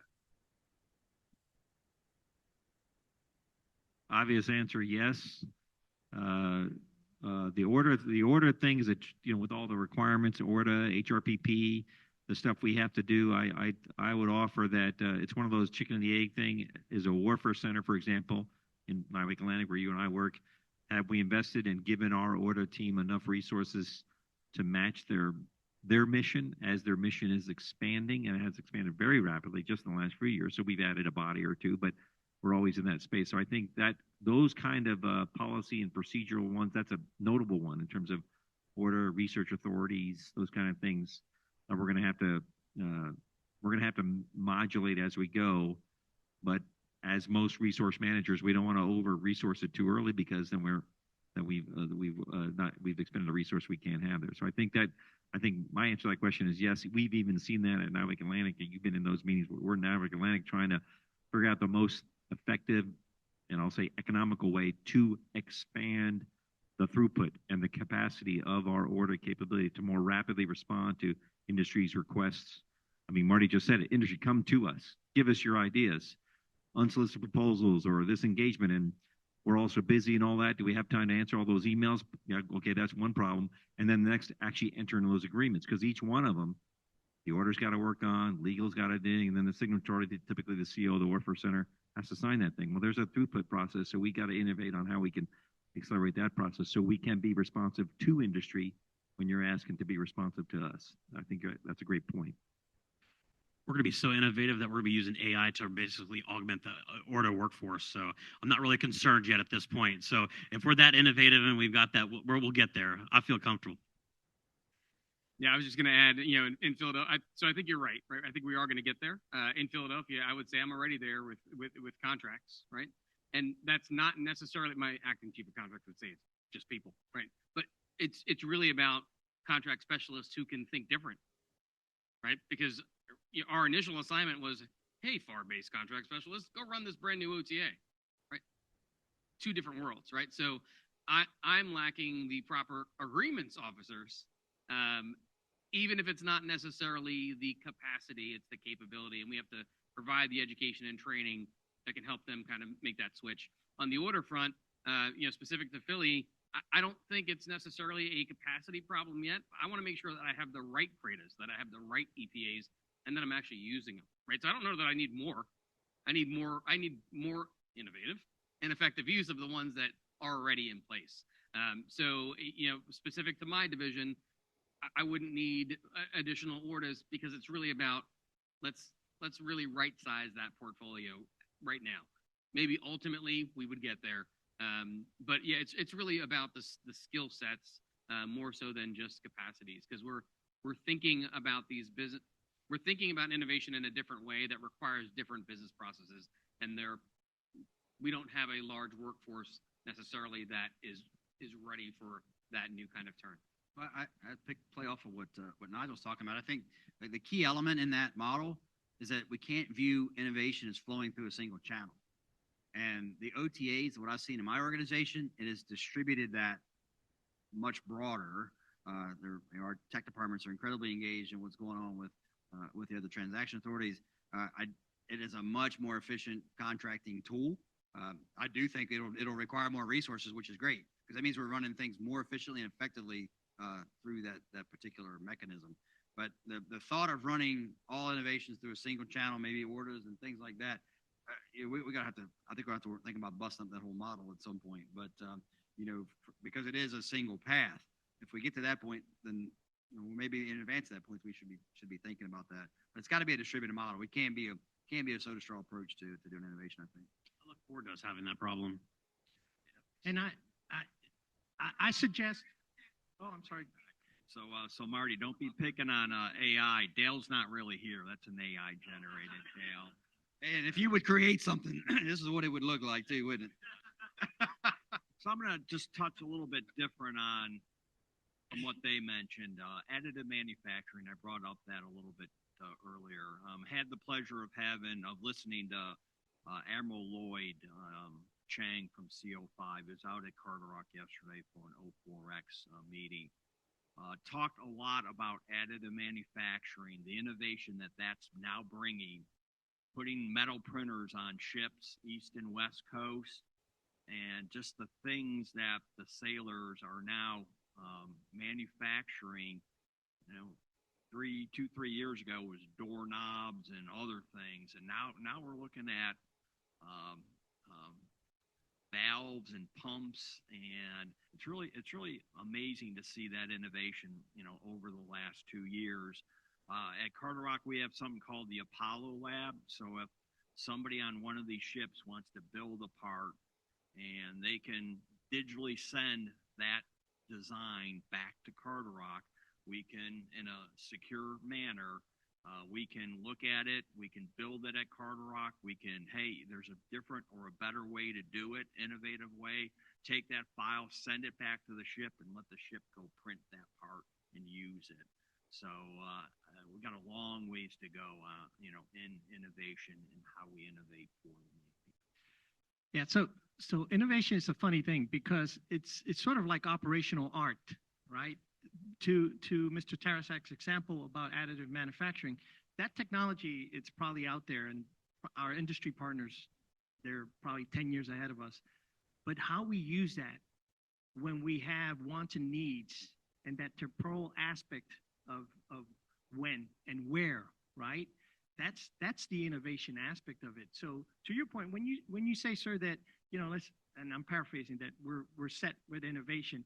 Well, my first question is that what does that look like, right? Does that mean that you have X amount of your young scientists and engineers with the proper training, and throughout the year they get exposed to some rapid scanning and incubation of minimum viable solutions? They get challenged, right? Because readiness is a two-way street. You build it and you got to keep it. One thing that I'd love to do if I was king for a day is come up with some kind of training mechanism. And I've talked to Tink Hanyok about this over and over and over. And she's a rock star. She's from Carter Rock, if you don't know her. Is how do we train, right? We get Cyber 101, whatever is the fancy term. We get ATFP training every year. We get all these mandatory trainings every year. It's probably going to happen at the grassroots level, at your division, at your unit level. This kind of come up with your own training mechanism while you wait higher headquarters to come up with something standard. But we don't have the luxury of time. So you get them familiarized with it, and then you maintain that readiness. I hope that makes sense. So a couple of you joked about AI, but there was actually a question online, so I will summarize because there's a couple of long questions. But basically, they're asking, analogous to when the internet exploded things and changed how we do business across all fields of everything, not just technology and not just science and engineering. Do you foresee in the near future, let's say while you're still in an executive leadership position, that AI will start to change the way we do things within the Navy? And how? If you could think of an example of how would that be beneficial and what do you see happening? It's happening now. Multiple examples just within the Red Sea example, to speak of. We've got an effort that I'm going to talk really vaguely here, but an effort that under traditional data analysis scenario would take 16 hours to pour through and develop an engineering solution from. We have automated that to 16 seconds. So I think the problem with when we talk about automation and AI ML is that folks in their minds immediately go to advanced remote control or something similar to that. And I think that's kind of a dangerous mindset. So AI ML is really about data science, having timely, relevant, accurate data that we can algorithmically manipulate to increase speed and decision making in the battle space. The long-term challenge as we work integrated combat power is baking that into our complex combat systems and weapon systems. And we know how to do that more. We'll figure that out mechanically, which I know I'm a mechanical engineer. I know that's not a mechanical process necessarily. But we'll figure out how to make those systems do that probably at a pace faster than we can figure out the policy. So allowing our weapon systems to make decisions. We've got a lot of fire and forget weapons now that go jump in a box and they've got some onboard intelligence about how to go find targets and take care of those targets. One of my previous jobs, I was the Navy's executive for weapon safety. I chaired the Weapons System Explosive Safety Review Board and started to get after the policy side of that then. So we'll have to, I think, equally pace the policy with the technical. Those have to come together kind of at the same time because we're already doing things within our innovation space, within some of our systems, but deploying truly autonomous weapon systems that can algorithmically manipulate that data, make weapon target pairing, and go consummate that engagement without human in the loop or human on the loop. Probably human on the loop is where we're going to have to be for a little while from a policy standpoint. That's your big challenge. I'd say I agree, Dale. It is happening, but I also think we're lagging. The Department of the Navy is lagging where we could be, in part because of the policy, but mostly I would offer the biggest barrier is the data that he just talked about. And I'm reading an article, this Conway's Law, where a system or capability reflects the organization that develops it. I think we're not. And Carmel's already said we've got to be organized. Are we organized correctly? I mean, the AI revolution is going to be that foundational to the point that or the questioner asked. And I think maybe the way an individual warfare center is organized, or the fact that we have the warfare centers organized the way they are, or the way the fleet's organized, or the way a strike group thinks. Those are going to be challenged by what AI can bring to the table, our adversaries' use of it, and our own. And I think it's happening. It's already happening. We're engaging it. I mean, our warfare centers are all up in with CDAO, I mentioned all the fleet experimentation on AI and autonomy and everything. But I do think the barriers that we see on the government side is we're not very good custodians of our data in terms of exposing it widely and having it very readily exposed for use across many use cases. And then we tend to be organizationally stovepiped one way or the other, and we imprint that on the use of innovation or technology in a way that we shouldn't, either operationally in the operating forces of the Navy and Marine Corps, as well as in the foundry part that we're in. Those will probably be barriers to where we're going to go. So I guess to answer your question, in the time that we're in the director position, each one of us will give up one of these jobs to go retire or get promoted or become a senator or governor or something. And that's right. But we will probably we'll leave with the regret that we weren't able to do enough probably to advance and harness this AI innovation that's going on. Yeah, I think right now that the three big things I see where AI ML is going to change the United States Navy in the next, let's say 5 to 7 years, is in the first one to talk about data, but really what the data means is it's unlocking the power of the sensors that we've been developing for the past couple of decades. We've been developing technology that we have not been able to fully unleash the power of and unlock. So that's the first thing that it's doing, as Dale mentioned in different scenarios already currently. The second one is in autonomy. A lot of the challenge with autonomy, right, is obviously is communications and not necessarily having a pipe where you can bring that data back. So the ability to do computing at the edge and leveraging AI or ML tools to help us make sense of that data in a quick, sensible manner and transmit it back within the capability and bandwidth that we have is already happening. And then the final one is on training. It's the one now that's going to help us assimilate lots of information and data. We talk about how we're going to use it for succession planning. I'll give you an example. One of our organizations, Indian Head, who's not here, just had 2 senior scientists who both had over 45 years of experience working in munitions and energetics, right? I mean, you just don't replace that with your physics major coming out of your local college on here. So actually, for the last couple of years, both of them have been spending time writing technical reports on there that we are now then ingesting into a machine learning model then to allow us to basically have an ability to query. So when we bring on that next generation physicist, how do they learn to become a 45-year expert in no time, right? It's like the Matrix, like, you know, when Neo's plugging in and says, hey, I know jujitsu. That's where we're going to go. And that learning is going to accelerate that way. And I think those are the 3 big things that we'll see that are already starting now and will be making a big impact in the next 5 years.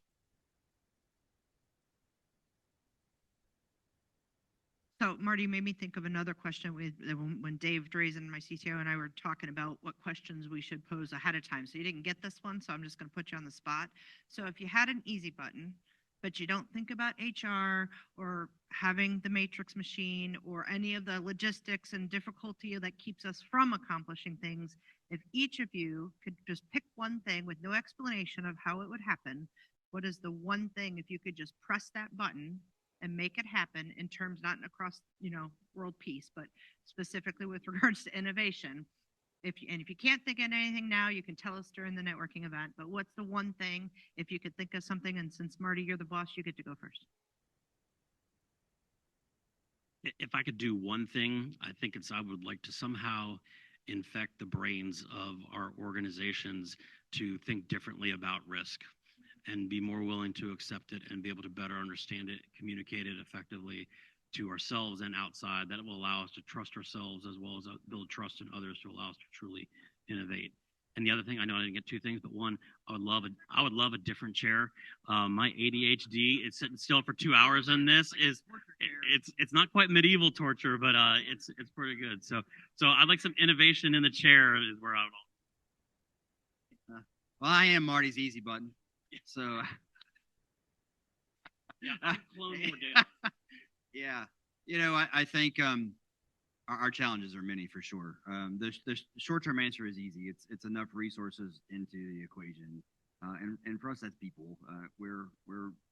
Our system limits the size of that versus the need limiting the size of that as it's really designed to. But that's probably more of a process or mechanical thing. The bigger piece is how we operate within the Navy from an R&D standpoint. And it's a discussion that's been had for decades, generations, about the location of the Naval Research and Development Establishment, distribution across the SysComs, and how that plays out within the broader POM cycle in their program executive offices. And it kind of eats up some of that margin for being able to work on things innovative outside of specific projects and programs in our business model. So probably a more central look at that. DAS and RDT&E take some swings at it, but the system is really not designed for DAS and RDT&E to be able to go say, okay, Naval Research and Development Establishment, you're going to go focus on these things. Here's how we're going to fund it, and we're beholden to that POM cycle. Dale did mention workforce. I'm going to use that one. I would offer if we could, for our own workforce, to be able to hire them faster, actualize them more, make them happier, and reach and have a real meaningful connection with all the potential sources for where we could innovate people that want to work for the Navy. You know, we're trying with all, you know, reach out to HBCUs, minority serving institutions, and so forth. But we're competing. This competition for talent with all the opportunities that are out there in the commercial world and all that. We have great employees, all of us, that get to see them when they join, and even getting on the uniform side. It's a big deal for the Navy. They need to recruit more people into the Navy, the Marine Corps. So that workforce piece, if there was a way to unleash that, so we really had a a swing at all the very best and brightest people from across the nation who might have an inclination to serve either in uniform or as a government employee or in the defense industry. If we could really take a bite of that apple and all the many barriers to that were reduced, I think we would our awesome workforce of today, sailors, Marines, civilians, contractors, would be that much more if we could overcome that. That'd be my easy button. Nigel? Yeah, so first I'll just foot stomp more people, but that's not my one. But I said it, so it is. It's really about a workforce and the that thinks different and challenges the way we've always done business, and management and a structure that allows that to be okay. That would be my easy button. Larry? So I just think a little bit differently. What I'd love to have is some type of test vehicle, whether it's a USV or whether it's a small ship that's available to the workforce. Every 30 days, it's going to go and ride up the Potomac, and innovators can bring technology. Everything's paid for. You just bring your technology and try it. So I think that would fill up in Dahlgren and just available to the workforce, paid for by infrastructure. Go and demonstrate technology. Dr. Coates, do you have any comments about that? After we'll let Carmelo. Carmelo, real quick, because we're getting close to out of time, and the chairs are a problem apparently. Yeah. So real quick, Carmelo, give us one thing. I'm gonna think big. I would, if I was king for a day, I would stand up a school for innovation, say in Charleston. We got plenty. Hold on, we got plenty of talent, so we can go and tap into the SSTMs and STs across all warfare centers, and we would create this year-round school where we intentionally grab a number of these finest young scientists and engineers and do sort of an A school, C school, where we crawl, walk, and run within their first 3 years. If I was king for a day, I would stand that up immediately in Charleston, by the way. And if you need a TD, sir, let me know. That sounds good. Okay, so we've got just about 10 minutes left. This has been a fantastic panel. I'm going to come back to the panelists in just a few minutes to give you each about 2 minutes, only 2, to just some few final remarks. And then, as we mentioned before, we have a networking event, but I'm going to put a colleague on the spot here for just a minute. We have another senior executive in the audience from the Air Force, and having sat through this panel, and I know he works with lots of government agencies, but we have the chief scientist for the Air Force Air Combat Command, who's a local that we work closely with. So I'm going to ask Dr. John Matthias to give us a couple comments about I'm sure the Air Force is better at everything, right? So maybe you could give us all your opinion or just what you think about this, and we'd love to hear your comments for a moment. I have 30 minutes. All right, I won't be that guy. All right, so thank you, appreciate it. I'm just gonna look at my chicken scratches here. Outstanding panel. I love the innovation and innovation for what, right? We can't lose sight of what are we doing the innovation for from the operational voice all throughout. The pace of technology development obviously exceeds our JCIDs, and waterfall was alluded to earlier. So we got to do better. And innovation is not just at the front end. I think that's the key element here in the discussion. You need technologists, acquirer, warfighter, and I heard programmer or planner, right? I think that's key in all of this. And reflecting from an Air Force perspective, obviously this is just my opinion. I'm not reflecting the whole of the entirety of the Air Force. But sustainment is 2/3 of our overall TOA, our overall budget, right? And so we have to look at innovation all the way through. It is contracting. It's how we write we could have the best open standards and APIs, but if we're not writing the contracts well, we're throwing it all out, baby with the bathwater. So we have to be thinking about sustainment and DevOps in that perspective. I noted, how to judge metrics and judge innovation. You need that psychological safety. You need that time to think. You also have to keep focused on the MOPS and MOEs and metrics to make sure we're actually, not the hammer looking for the nail like we talked about AI earlier. Acquisition tools, a couple of the, CRADAs, outstanding, were mentioned, OTs. On the CRADAs, I think we could do better as a government team. Right now, a simple annex, a simple tiny piece of paper, in addition to the CRADA, we could add other government stakeholders. And that would benefit industry a lot instead of industry coming to each one of us. In fact, they're coming to each Navy organization within the Navy, and they're doing that across Air Force, et cetera. I think we could do much, much better and help out our industry partners that way. The same deal. They got to be able to share data. You got to be able to share information in that covered relationship, and put my JA hat on for a second. One other one I'd throw out there is another acquisition tool available to all of us is the procurement for experimental purposes. That's the section 4023 for those you want to go on your favorite search engine. But there's opportunities, as was mentioned, for us to go better and faster. We could admire JSIDs and admire the problem, or we could look at finding ways to get after this better. Classification guides are also in the way. You know, we have a Soviet era brick and mortar security class guide framework. So we have to do better that way. And CRADAs, again, could help us along that line because we could get a DD-254 on that. The GAO report, I'm going to go search that when I get home tonight.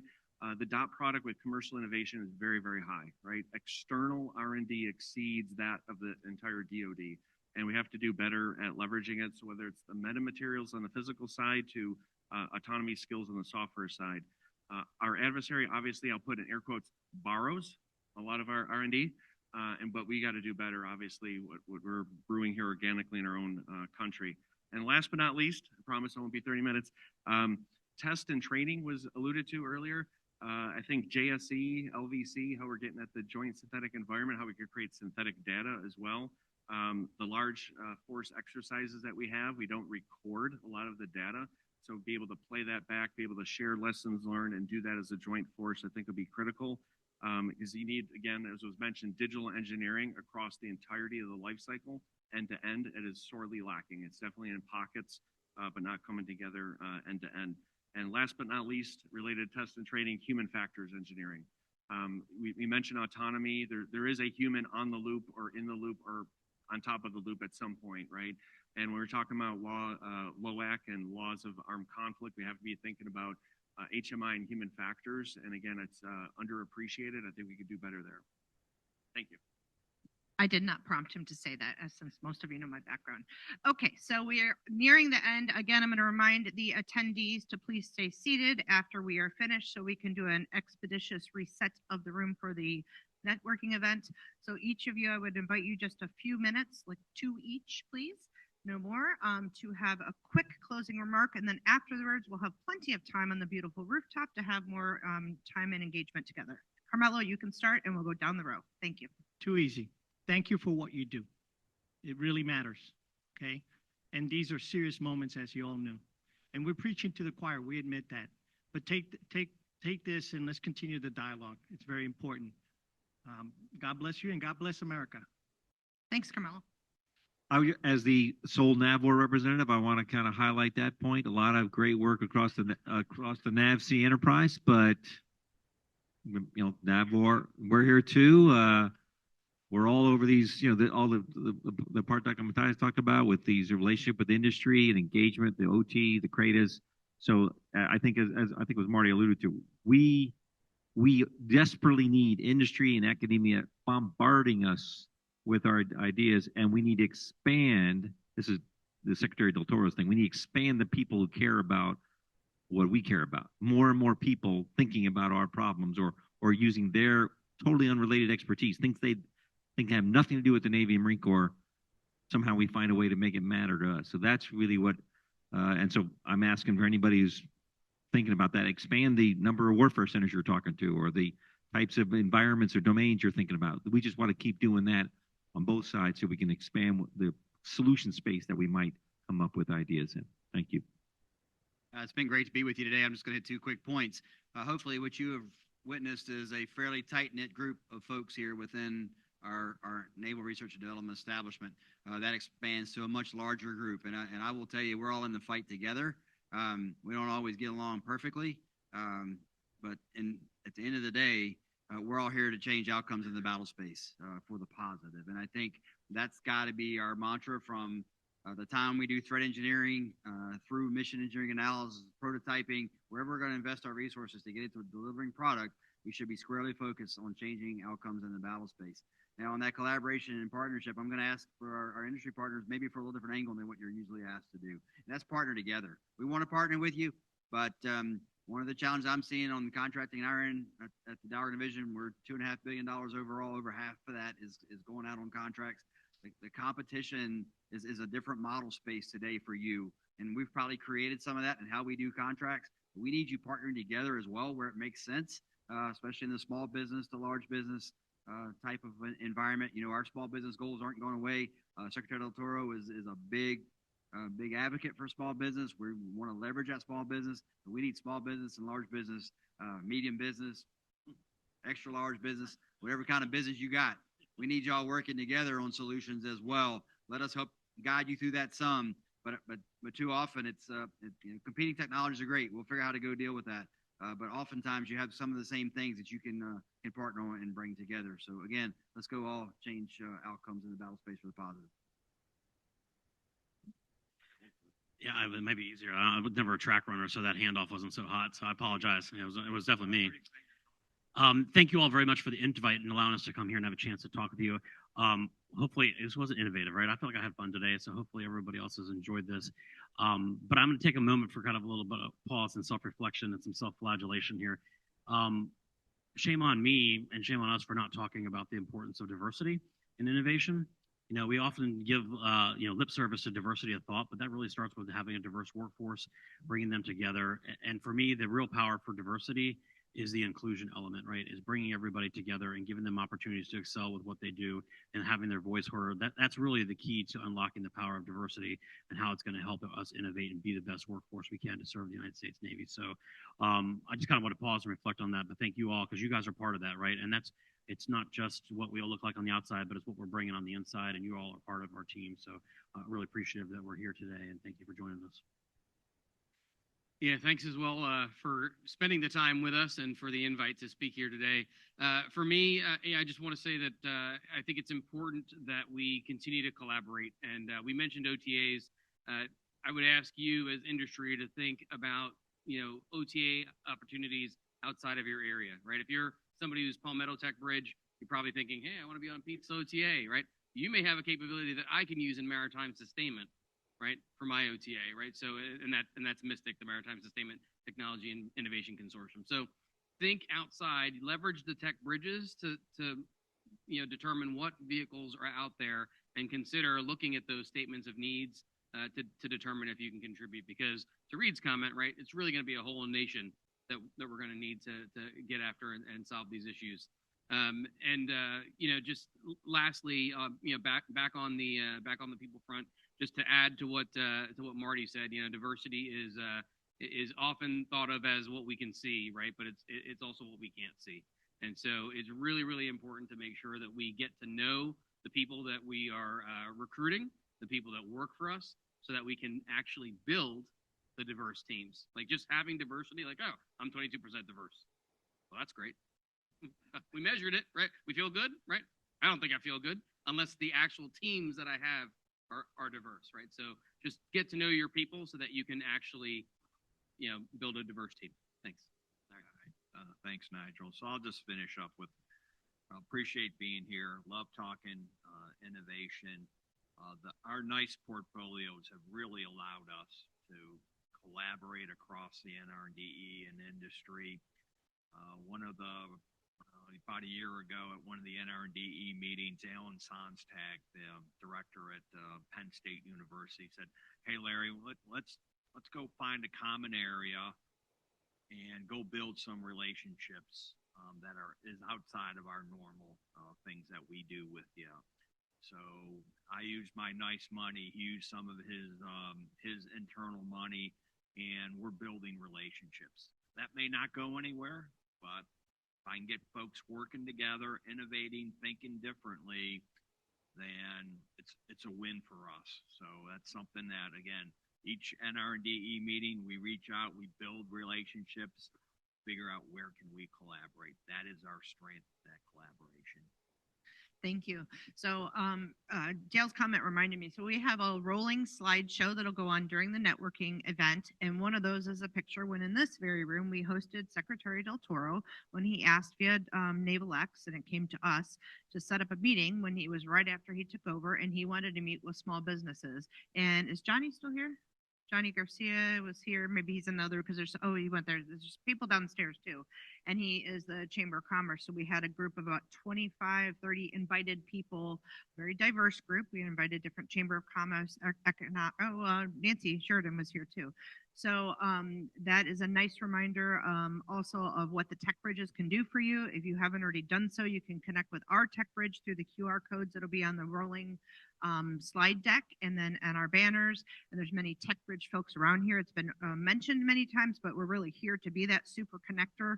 We're associated with many of the commands that are represented here, and we are here to help you.